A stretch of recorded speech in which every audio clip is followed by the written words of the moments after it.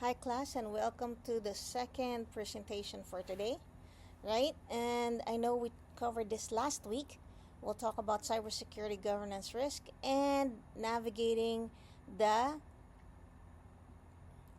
cybersecurity framework 2.0. So here we'll talk about risk appetite tolerance and again the govern function, right? All right, today we're going to explore governance in cybersecurity. So again, in the old view, cybersecurity was always like a technical issue, sabi nila. It's a technical, or it is confined to the IT departments, right? So it was all about patching systems, removing or installing endpoint security, right? Installing firewalls, etc. But that has changed. So we know that today cybersecurity is a business problem, not just an IT problem. And it's already something that is discussed in the board, right? So the NIST cybersecurity framework brings a shift. Again, cybersecurity is paramount, and it's a business problem. It's also discussed, like I said, in the boardroom. Think of it like running the university, right? You cannot protect the campus if you don't know how it operates, right? So governance is basically a steering wheel that aligns how we defend digitally and physically with the organization's overarching mission, right? So you cannot protect a business if you don't understand how it works or operates. So here we said that governance is in the center, right? It's the nucleus of the framework. So if you look at the wheel, it is at the center because it establishes how we work, or the rules of what we call rules of engagement. So imagine there was a basketball team, right? The coach on the sidelines, he's basically a governance function, right? He sets the strategy, he sets the expectations, and he sets the plays, right? The players on the court and the other people are basically either defending, protecting, right? And responding to the other team, right? So they respond to how the other team is playing, right? But everything that they do is based on the priorities that was provided by the coach, right? So that's what we mean by governance, right? Governance are the rules. It's basically how we operate, right? And then execution is basically how we identify and protect and respond based on the rules that was provided, right? So remember that governance is basically the center because it establishes how the organization works, or the strategy, right? It tells us what we need to prioritize, and of course, because of that, it tells us what we need to do in the other 5 functions of the cybersecurity framework. So let's think about a command center. So command center, think about a lot of people from different departments, right? And they sit in front of big screens. Like if you're thinking about a movie about war or something, there's always some type of command center, a center where they can see everything and they can discuss what they need to do in real time, right? So governance, or the function, is also like a command center. it has different parts. So we said there's foundation, right? So the foundation means that we know and understand what the business is doing, how it operates before we start building the protection, right? The walls, right? Then we have the compass. Basically, that's the strategy of risk. Then we have the engine, which consists of policies, right? And people who enforce the policies, right? So the engine are roles and responsibilities, much like we talked about earlier, the people, the budget. So it makes us operate, no? And finally, the radar.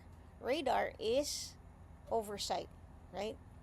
It's a way of monitoring how we're doing, our performance. It's a way of viewing how we're doing if we're sitting in the command center, or in cybersecurity speak, if we're sitting in the security operations center, we can see our systems, right? And we can also govern our external vendors, right? We can see and we can manage our supply chain. So that's what it means by having a command center. So earlier we talked about what is risk appetite and what is risk tolerance. It's confusing in a sense, right? So within the strategy, right, executives have to define two concepts: risk appetite and risk tolerance. So risk appetite is a strategic boundary, how much risk the organization is generally okay with taking to achieve what it wants to do or its main goals. That's how, if you look at the funnel, right, how much risk the organization is generally okay with taking to achieve its goals, right? Risk tolerance, on the other hand, is the limit of how you operate, right? The amount of wiggle room allowed for projects or tasks. For example, your appetite might be, I'm willing to spend money going out this semester, right? You're saying, I'm willing to spend money this semester. Your tolerance is, I will absolutely not spend more than 500 pesos this weekend. So you said that appetite sets the overall strategy. You said, I'm willing to spend some money this semester, right? Your tolerance sets the rules for how you're operating. So you're saying that I'm going to only spend 500 pesos this weekend, right? So that's your operational limit, right? So appetite sets the whole strategy, what we want, and how far we can go. And then tolerance is basically how we operate within those once the appetite has been provided. So now I hope that everything is making sense, right? So we have now discussed how governance is at the center. So there's always a blueprint. Let's look at the foundation. So we can't understand a business if we don't understand the context, right? Simply put, you can't protect what you don't understand or see. So in a business, it'll dictate your security. For example, if we were a hospital, right, our primary mission is safety of our patients, right? If we're a bank, our responsibility is to provide financial trust or financial integrity. So let's say if a hospital network, it goes down, people could lose their lives, not just their money, right? Because systems may fail, right? If their network goes down because they're unable to monitor, right? Monitor patients. So governance ensures that that doesn't happen. So cybersecurity serves as the specific legal and operational mission for the business. So it's not just about securing technology, right? It's not about just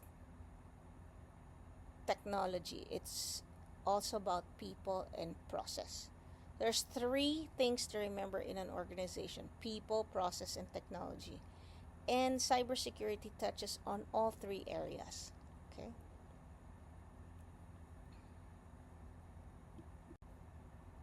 So, let's move on to risk management. What does that have to do with governance, no? Well, governance is about risks, managing risks. Every day, we face risks, right? When we go out the door today, or within the last few days, or whatnot, the weather has been bad, no? So there's always a risk that we're gonna get rained on or wet, right? Or we're gonna hit traffic, right? And so, what is the mitigation, right? The mitigation in school, right? The school set out asynchronous modalities for school, right? Because they knew that there's problems, so they mitigated, right, the risk, so that students won't get wet or they are safe in their homes, right? So that's basically risk management strategy when you think about it, right? You establish priorities, constraints, and tolerances to support the organization's decisions, right? Security teams shouldn't chase every single alert. If we did, we'd be very tired. We normally chase alerts that are important, right? We have low, medium, high, and critical alerts. And so we really prioritize looking at the critical and high alerts first, right? So leaders must establish priorities, they must establish constraints to support how we operate, right? So you have four choices when you face a risk. You can accept it, you can mitigate it, you can transfer or avoid, right? Think about when you ride a bike around, if you're riding a bike going to school, right? You accept the risk that you might get a flat tire, right?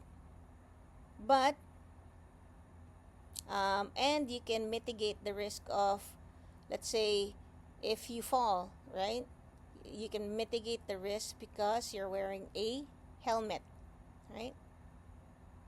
You can transfer the financial risk of an accident by having health insurance.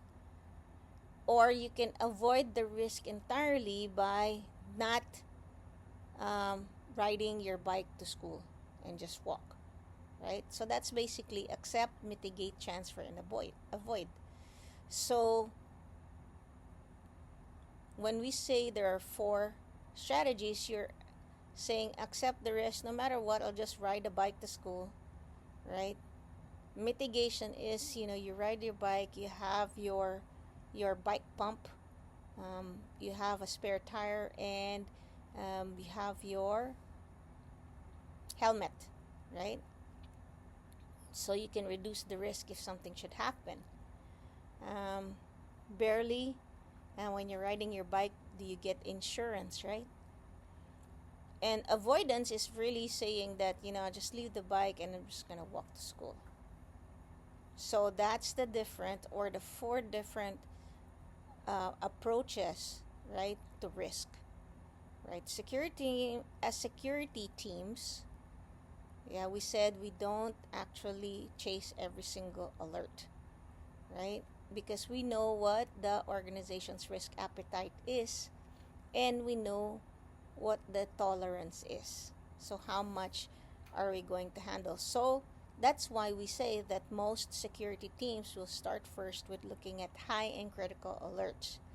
The low and medium alerts are actually done when there is time. If you're thinking about a work day, the security operations the SOC will actually, or yes, the SOC analyst will look at, do you have a critical alert or a high alert? That's what I'm going to work on first. And if there are none, then I'm going to start working on any medium alerts. And if those are already completed, then I'll start working on the low. Okay.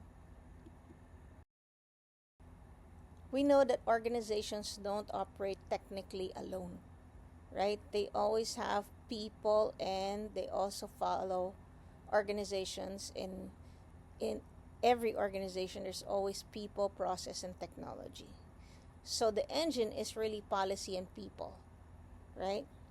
So there's no strategy. It's useless without an engine. So it's useless if we don't have things to follow, which are policies, and people to do the things, right? So policy isn't just something that is written and you ignore, and then you just don't read it and it just sits on the intranet. It's actually something that we should consider as constitutional law of the network, right? It dictates how what is allowed to exist. So in essence, if you're an employee, for example, and not really a security, and you didn't sign your acceptable use policy, most organizations do, when you go to your job, and even in school, you have an acceptable use policy, right? I'm going to act properly when I access the school internet, right? If I don't act properly, the school internet is not going to be available for me to use. It's the same way at work. There are rule sets on what we can do on the company's network, right? So it'll dictate what we do. It will also tell us, hey, we are monitoring what you do. So, but if you have a policy and you don't have a budget, right, or an accountable leader, the policy doesn't actually work, right? So that's where we talked about roles and responsibilities, right? It makes sure that someone's job is on the line, and that actually they have the money and the resources to enforce the rules. Okay? So policy isn't just something that we don't read or that sits on the internet. It's actually how it dictates how we're going to operate. And if you have a policy and you don't have the capability to enforce it, or the people to enforce or do it, then it's not going to work for the organization. So there has to be a budget, and there has to be people.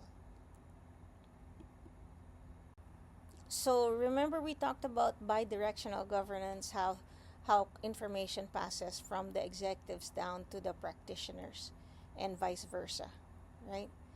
So governance is not something that's just, somebody talks about the rules.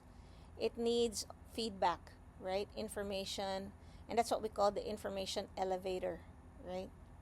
So the executives at the top, they send down what they want, the priorities, they send down their risk appetite, and they're the ones that provide us the budget, right?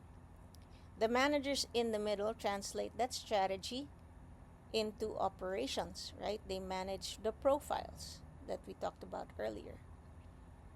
And naturally, the practitioners on the ground, on the floor, must send up how they're doing, the progress, how threat metrics, they're reporting, right? That we're okay or not okay.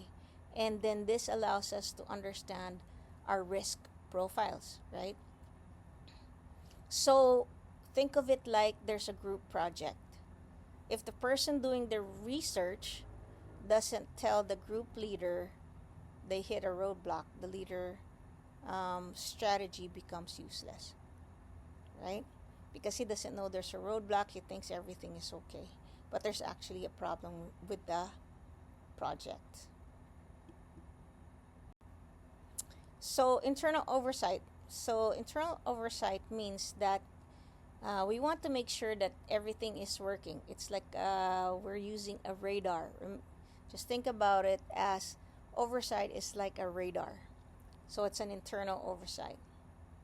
So we know that governance is a living loop, right? From executives down to managers down to practitioners. So governance is a living loop. So let's say a strategy written in 2021 is obsolete today unless unless oversight forces constant adaptation. So we look at problems or blips in the radar, right? So some of the questions that we must ask today: are we achieving what we set out to do, the outcomes we planned, right? Another is, has our business model changed, right? So since 2021, has there been any changes in our business that we need to ensure we update our plans, our processes, our procedures, right? If we bought a new business and we didn't include that in monitoring, then that creates what we call an unmonitored risk, right? And then the third radar or the blip that we're talking about is performance evaluation. Do we need to adjust our policies and add or subtract on our budget because we had an incident or we have no incidents, right? So it's exactly like checking your grades during midterms to see if you need to adjust your study habits before you get to the final, right? So that's basically a radar, a blip. You're checking to see how did I do in the midterms, and if I did good, then I'm okay for the final. If I didn't do too well, I need to study up and ensure I'm comfortably going to pass my final. Okay. So we said earlier in the previous presentation that we work with external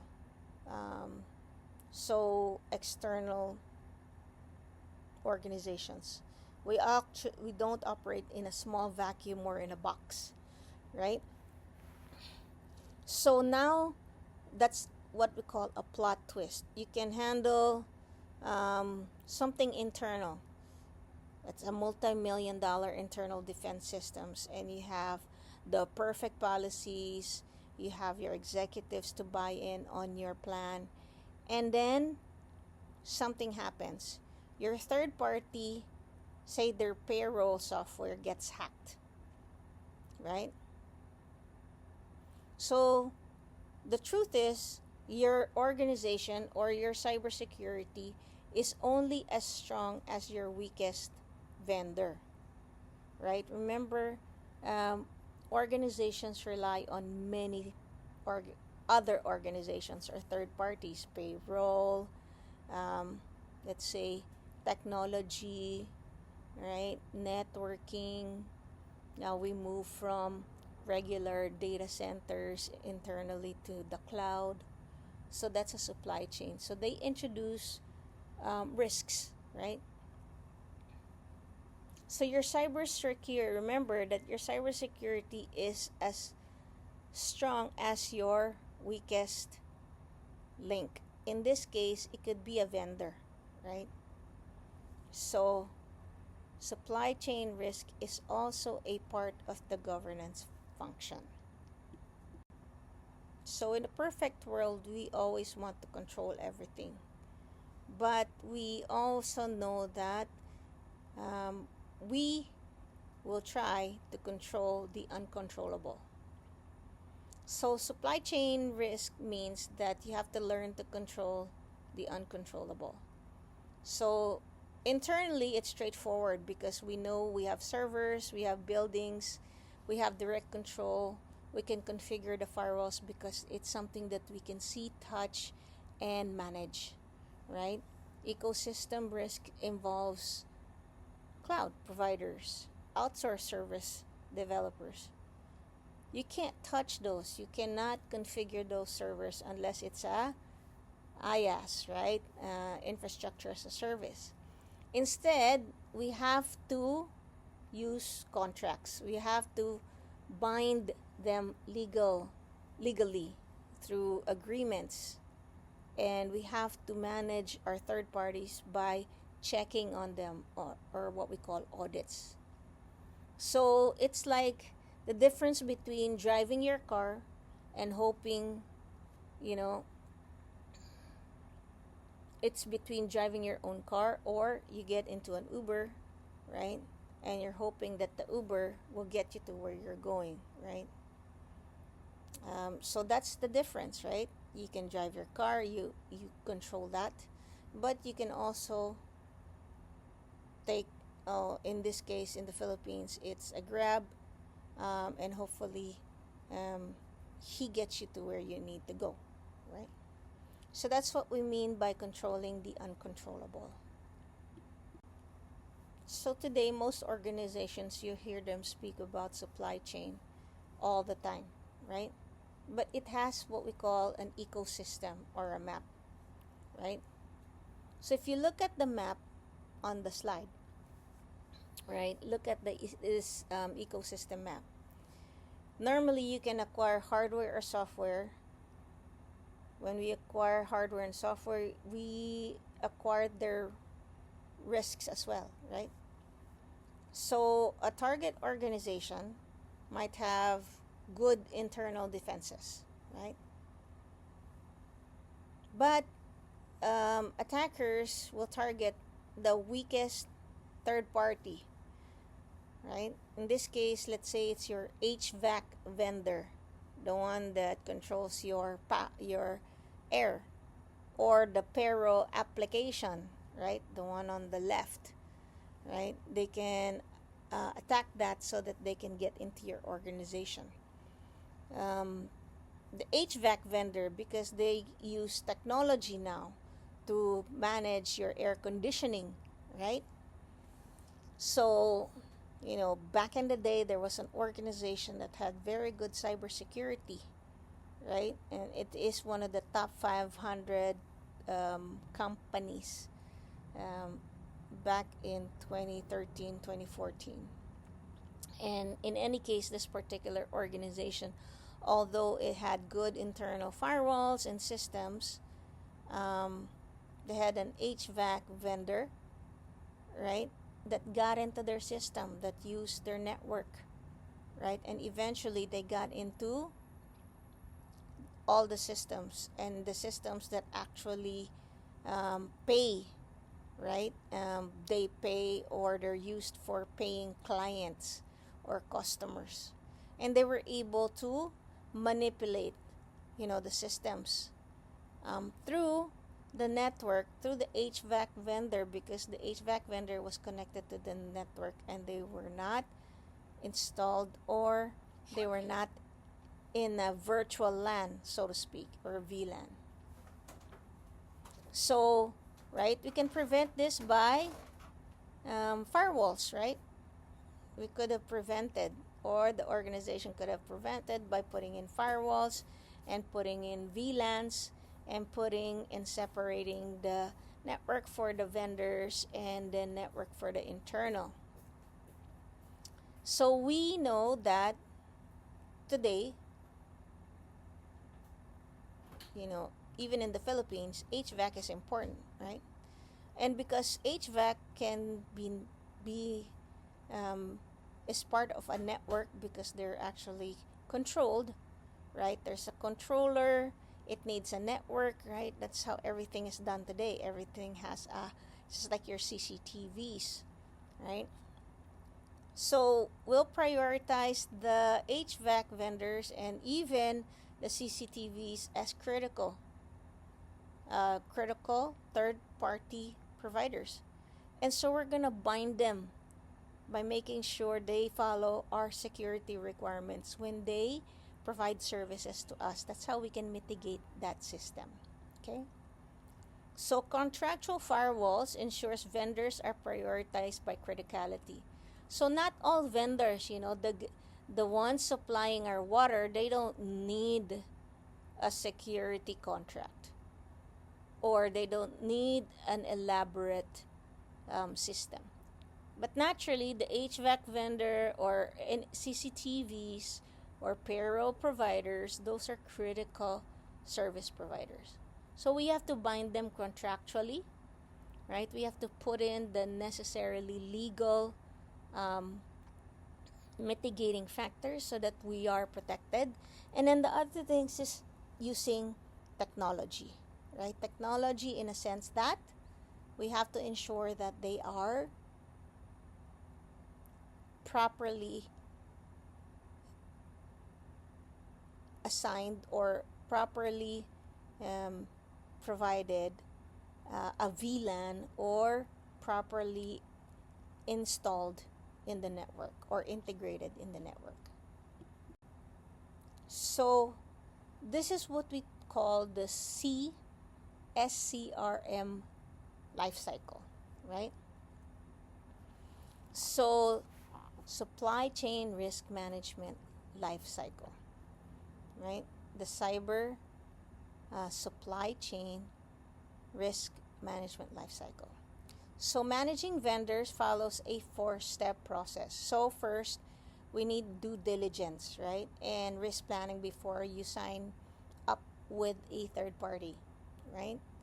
So we normally do research.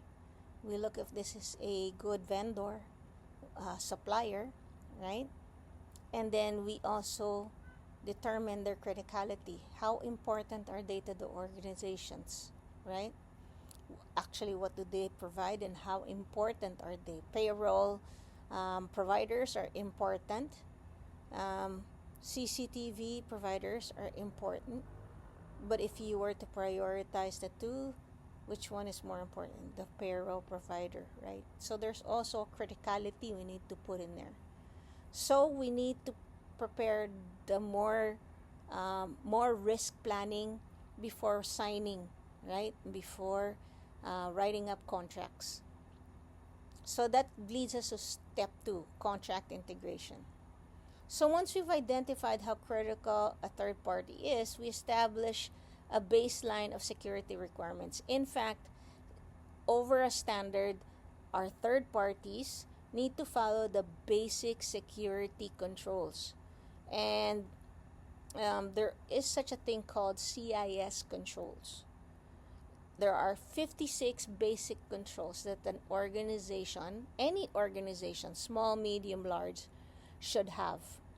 And then they graduate into tier 2 to tier 3, where there's 113 or 78 or 80, and then the other is 118 controls. So there are 56 basic controls. Any type of organization has to have a baseline. So that's, say, for example, is the baseline. Our organization basically has a standard. For example, my organization has a standard for all third parties that sign up with us, that provide us with a service, to have the 56 minimum security control requirements. And then we have to put that into the contract, and that has to be signed, right? Then we get to stage 3, which is active monitoring of their risk. So in most cases, we use different things like security scorecard, or we actually monitor them through other means, other systems or other services, to make sure that their risk posture is up to par, right? And then eventually, through the life of that particular vendor or engagement, right, we also include those critical providers. For example, the payroll provider is included if there's an incident, right? If there's an incident, we know that the payroll provider, we have contact to their technology department, their cyber department. We are able to talk to them when there is an incident, especially if there's a payroll, or if there's a system glitch or problem or a cyber problem in their organization that may affect how they serve us, right? So that, because they're critical, we put them in the active monitoring capacity, right? So for the lesser organizations, that we use but are not as critical, and that's identified by the business, we still monitor them, but we also establish that we will prioritize the critical and the high level type of vendors or third parties, right? And then we finally get to offboarding.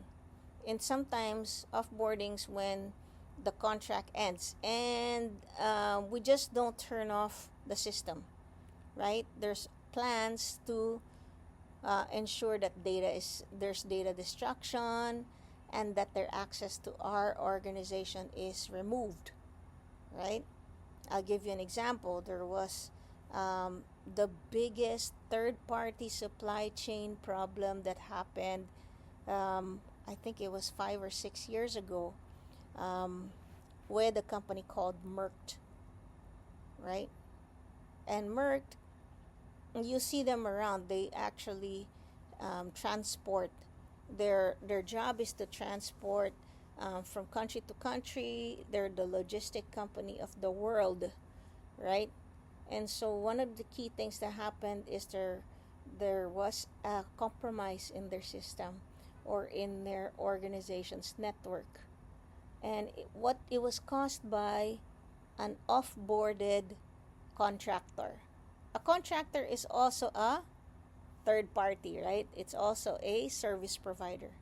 And the contractor, apparently who went rogue, or years later after he's no longer with the organization or providing service, he was able to still get into the network. He had a back door. He still had access to the network. And so that became the inject point of an attacker being able to go into the network and take down their logistics system, meaning the logistical system that allows them to monitor how they manage all the deliveries from country to country, once in country down to the client. So those they had to go manual for several weeks. It was a big problem until they were able to recover their system. So offboarding is important, right? So offboarding means that it means that, like, you guys are seniors, right? When you graduate, you have to return things to the school, right? And if you're one of the ones that have access to keys to the laboratory or something, or one of the rooms, you have to return that key. And that's an example of offboarding, proper offboarding and security. Just like security, and earlier we've been talking about this, there's always the governance maturity. Remember, we talked about the stairs, right? So as organization implement controls, right, they get better controls and improve on process. So a tier 1 is partial, it's ad hoc, right? It's informal, and they're completely unaware that there are third parties. Oh, I didn't know that we were being, we have Google Cloud as a service provider, right? Tier 1 organizations may have that, or even if they do, right, they don't have a strategy to manage that third party, right? So that's, and then we get to risk informed, right? Tier 2, risk informed. And there's practices, but there's not really policy, right? So the policies and the practice don't match, right? They know that there are problems, they know about supply chain, but there's no program to manage, right? So that's actually risk. They know there's a risk, so that means that or the organization is risk informed. And then number 3 is repeatable, right? Repeatable means that there's a formalized policy, everybody knows what to do, and there's information sharing, and then there's written agreements, like agreements in contracts and agreements in monitoring, right? And then adaptive is basically you're able to say, oh, we are going to buy, right? So that's being agile.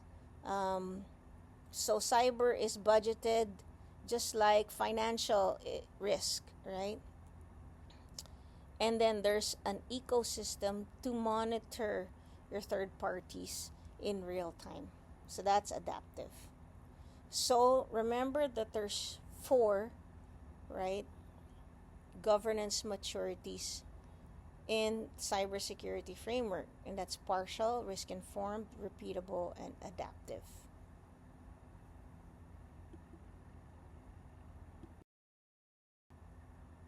So now we get to the end, the golden steering wheel. We'll wrap up today with the golden steering wheel.